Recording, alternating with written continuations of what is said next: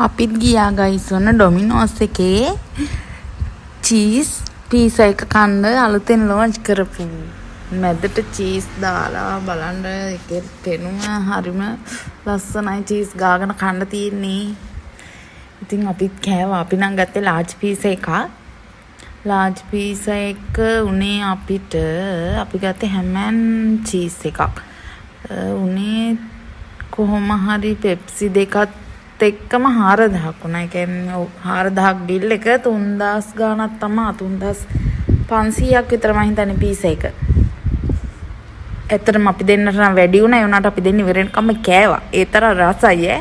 මේ ගොඩක්ම රස මේ වාටිය කඩාගෙන අර චීස් ගාගෙන කද්දි තමයි මැදට වඩා රස වටේ.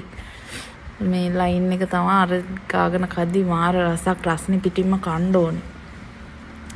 ඉතින් ඇත්තටම රසයි අපි නම් වෙන්න අප්පුවේ මේ එකෙන් කෑවේ. ඔයාලත් කාලා බලන්න. ඇත්තටම රසයි ඈ. කාලා බලන්නකෝ.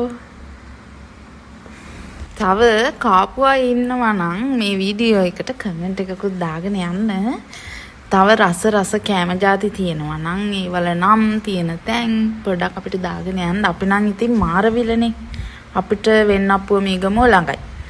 ඉතින් ඒවට තියෙන රස කෑම තියෙන තැන් ගැන පොඩ්ඩක් විස්තර දාගෙන යන්න. අපි try කරලා බලලා ඔයාලට වීඩියෝ දාන්නම්.